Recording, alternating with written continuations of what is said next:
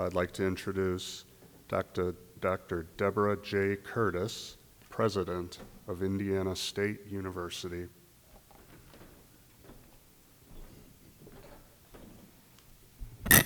Welcome. As you, of course, are aware, 5 Indiana State University students were involved in an automobile accident in the early hours of Sunday morning near Riley, Indiana. The passengers in a car behind the accident acted quickly, and the first responders arriving at the location performed heroic efforts to extricate everyone they could from the flame-engulfed vehicle. Regrettably, 3 of those students passed away at the scene. They are Christian Eubanks, a freshman from Waukegan, Illinois; Jaden Musili, a sophomore from Fort Wayne, Indiana; and Caleb Van Hooser, a freshman from Liberty Township, Ohio.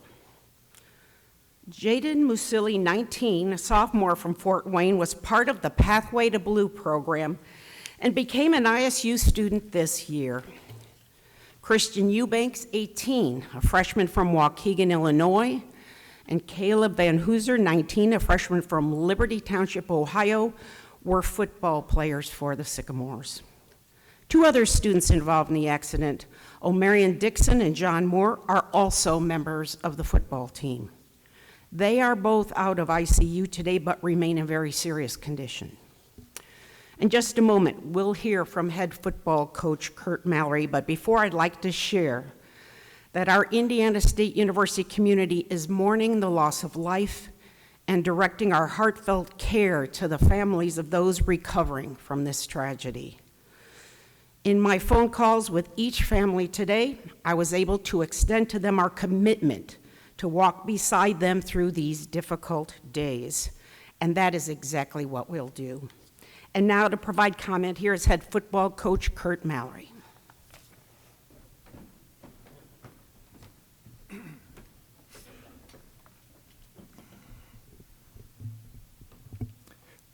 Good afternoon. You know, one of the things you realize in times of tragedy is how much a family we have here at Indiana State. You know, you've heard me say this many, many times, it's the people that make a place. You know, my wife and I have constantly said that, and when you're going through times of tragedy, that's what Indiana State's all about. From our players, to our coaches, to our staff, to our students as a whole, you see how we've really come together as a family during this time of tragedy. I want to send our deepest thoughts, our prayers and condolences to the families that are involved. There are no words to express how this is going. It's devastating loss to the Musili family, the Eubanks family, and the Van Hooser family. Our prayers continue to go out to O'Marion and John as they recover. They'll be back, but they do have a road ahead of them. But they're at Methodist Hospital and getting stronger as we speak. Through tragedy, you find out a lot about people. As I mentioned before, it is the people, and that's what makes Indiana State so special. We're very humbled and honored of the outpouring love and support that we have received here within our football program through this time. We've heard from so many people across the country, and the response has been truly overwhelming.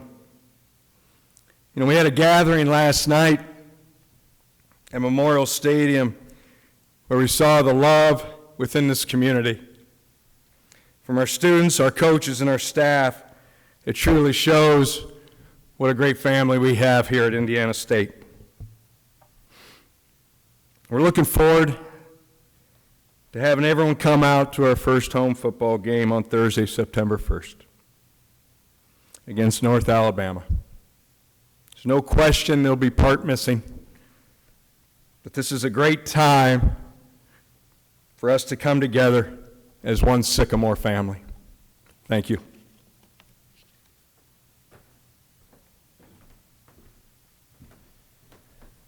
At this time, we're going to go ahead and open up for questions for head coach Curt Mallory. I do want to go ahead and provide the disclaimer that although everyone may have questions, we may not get to everyone at this time, but we will go ahead and open it up for questions.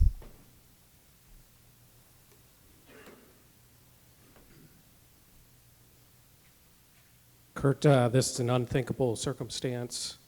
How did you process it yourself when you first heard about it, and then when did you decide the approach was in informing your team of such a tragic circumstance?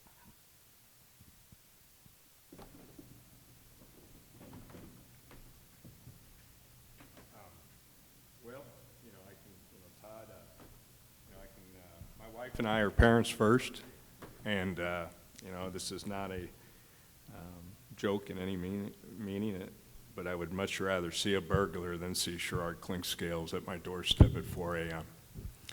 And when I saw Sherard, I knew right away it was either my son for my immediate family or someone from our Sycamore family. So the unthinkable, can imagine the fear that my wife and I were going through.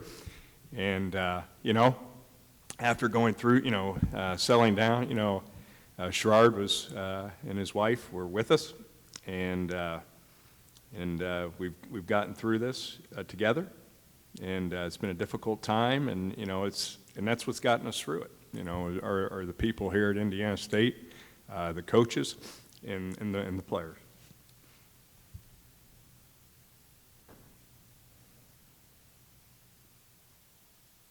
Coach, you mentioned you finding out about it. You had the difficult task of informing your team that morning when you talked to them. One, did any of them know before you talked to them? And then breaking this news to them, just how difficult was it to see their reaction, their faces, just telling your team this? Well, we immediately called a team meeting at 8 a.m. and stopped by my son's house, where he lives with 7 other members of the football team, knowing that he was close to these individuals as they were, making sure that they're up, knew that the word would travel fast, alerted the captains that there was a terrible accident, and got in front of the team. And obviously you can, the feelings were unimaginable when the news was broken to them. Another question for you. I've been able to cover a lot of Division I coaches. You're up there near the top of a family, man. I know how important your family is to you. I know how you treat the athletes you have. Have you had a chance since this has happened just to take a step to the side? And I know you treat your players like your sons and reflect on this and how hard this has hit just you. I've had a little bit of downtime from, driving. My wife did the driving to the back and forth to the hospital. So, a little bit. But, that's why, it's the people that make this such a special place. And, I got a great staff. I hired a staff of, they're good football coaches, but they're better men. And when I hired them, I knew what kind of husbands they were. I knew what kind of fathers they were. I knew what kind of teachers they were. And I knew how they would handle being around these guys. We need each other during this time. And my staff has done an unbelievable job being around these players. As I went to the hospital yesterday, they went to the dorms. And they were with these young men up in the dormitories. And they need them. They need each other. And that's what's getting us through it right now, is each other. You've been around college football for a long time. There's nothing you can do to, prepare yourself for something like this, but is there any circumstance that you had in your background, or maybe even your father's background, that helped you in your approach to this, both in terms of how you processed it and how you handled it with the team? I can tell you, the people that I'm surrounded around, the gentleman to my right and President Curtis to my left, the support there. Sherard, I can tell you, has been at my side the whole time. And, I've leaned on him through this time as I've leaned on my wife. And, but I know what kind of staff we have. I know what kind of culture that we've built here with our team. And I know we'd come together, stay together, and get through this together. And that's what it's taken. Coach, you mentioned the fact that you guys have a game on September 1st. How challenging is it to prepare for that in the midst of what's going on? And is there an element of maybe kind of looking forward to have something to take your mind off this and take the players' minds off this? Well, you know, I did lean on the players. I met with the captains yesterday. I talked amongst the staff. Obviously, we didn't do anything yesterday. Met briefly this morning with them. Then my staff got with the players, and they had the option to go lift. And had a captains meeting at noon, and you know, we came together as the best thing to get going. Take one step in front of the other, and move together. And we'll get back on the football field tomorrow. Give an introduction to North Alabama, our first opponent, and then progress to more practice as we get closer to game time.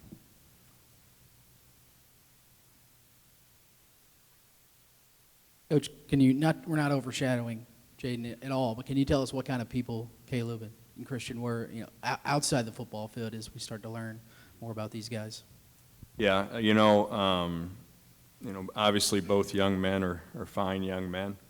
You know, just feel so, our thoughts and prayers go out to their families.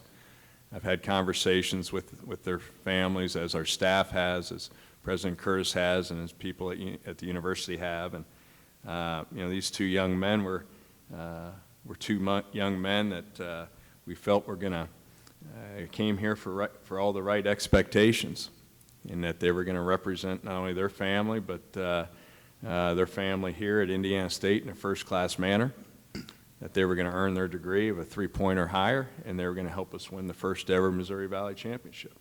And those are the expectations that we have with every young man that comes to Indiana State. Well, that's it for questions for head coach Curt Mallory. He will be available later on this week as we continue through our practice segment. But right now, I'll go ahead and turn it over to our Director of Athletics, Sherard Clinkscales. Curt alluded to family. That morning after I met with Coach, we had a women's soccer game that was supposed to be at 1 o'clock. And I went and spoke to the ladies and asked them, you know, what they wanted to do. Do they want to play, or do they want to, you know, not play? Either way, I'd support them. At first, they said they wanted to play.